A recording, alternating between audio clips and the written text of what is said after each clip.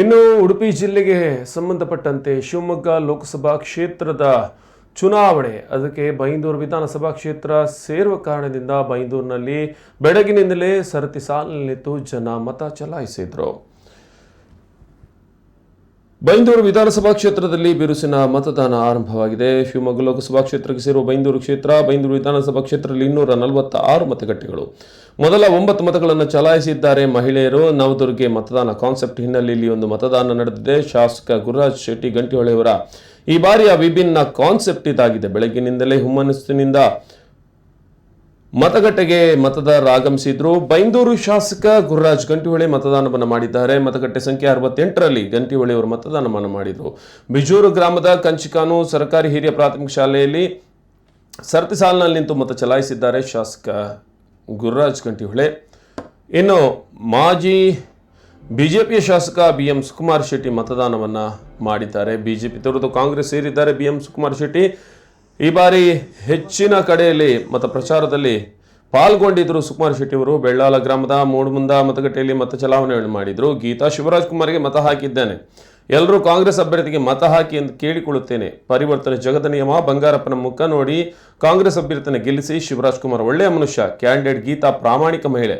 ಈ ಬಾರಿ ವಾತಾವರಣ ಚೆನ್ನಾಗಿದೆ, ಕಳೆದ ಚುನಾವಣೆಯ ಫೋರ್ಸ್ ಇಲ್ಲ. ಮಾಜಿ ಶಾಸಕ BM ಸುಕುಮಾರ್ ಶೆಟ್ಟಿ ಹೇಳಿಕೆಯನ್ನು ನೀಡಿದರು.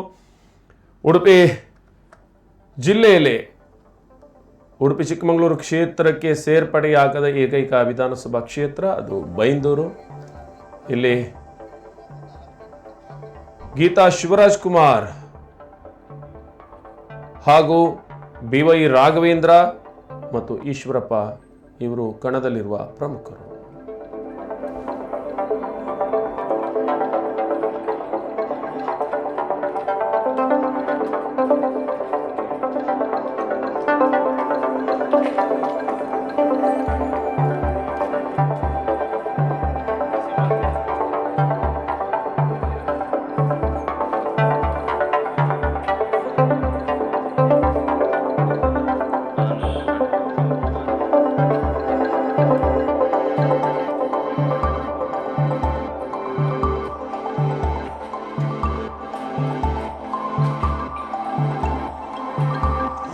ಮತದಾನ ನಡೆಯುತ್ತಾ ಇದೆ.